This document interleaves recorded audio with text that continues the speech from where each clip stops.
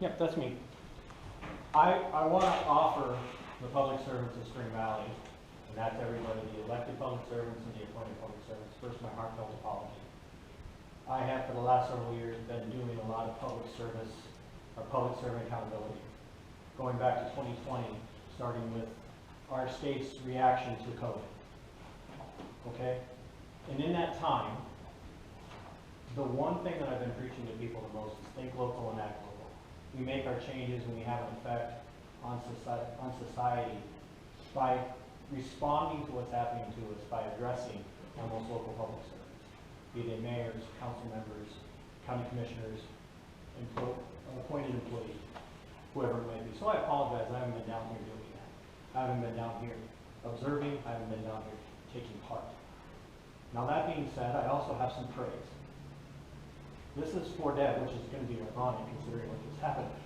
Deb, I was made aware by reading, yes people, we still read, by reading that in light of the fiscal crunch that is coming our way, and everybody knows that Spring Valley is in tight financial straits. Deb, you did something that I have never seen a public servant do. And we haven't always seen eye to eye on things.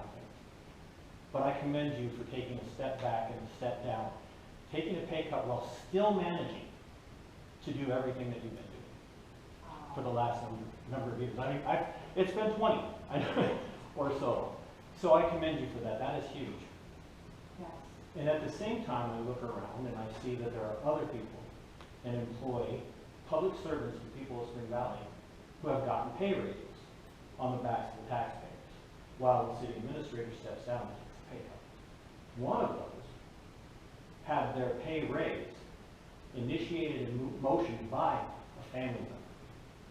That's uncalled for. Whether it be by marriage or directly by blood, that involvement should never happen. That's inappropriate, and it's a little unethical. The other thing is I want to address is a recent situation that arose with Yami Bear in the city of Spring Valley. It was an ugly situation. First of all, a neighbor complained about a neighbor. That happens all the time.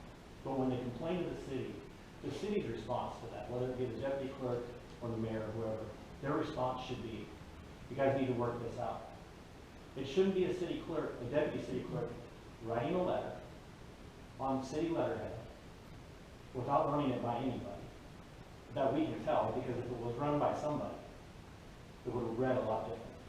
But to then take a deputy and send a deputy with a letter to someone's home, knock on the door, and deliver that is an inappropriate use of law enforcement assets. That has to be addressed. It's not a personal issue, it's just the reality. The city of Spring Valley is supposed to be a community where people are embracing newcomers. But what I do know for a fact is that when the response to that letter was delivered to Facebook, it sparked an outrage and calls of racism, which I find incredibly ridiculous because I have lived here for over 25 years and I have yet to see an act of overt racism in this town, or even covert racism in this town. That wasn't quickly addressed by the public. And yet we lost a vendor at Wednesdays on Broadway because Spring Valley is a racist community and they don't want anything to do with that. Show of hands, who really believes this town is a racist community? And all of that could have been headed off had the city responded in an appropriate way and said, this isn't our business, it's inappropriate for us to even be involved. We would ask you to address this through neighborly actions. And that takes me to one last thing, and I know I'm running out of time.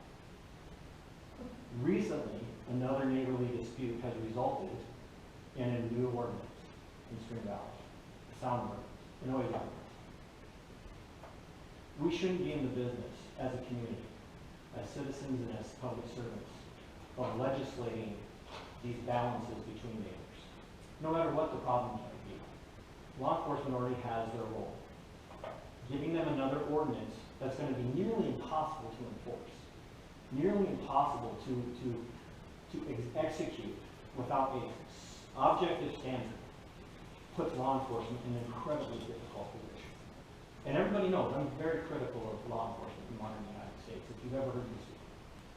The last thing they need is to be managing neighborhood disputes over sound ordinances, especially when it comes down to an individual who might need a little extra help because they served this nation for so many years. But I commend, again, Deb, I commend you for what you did. City Council, I think you guys know that you've got a heavy load ahead of you.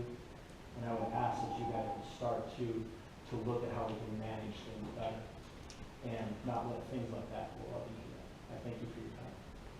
Thank you.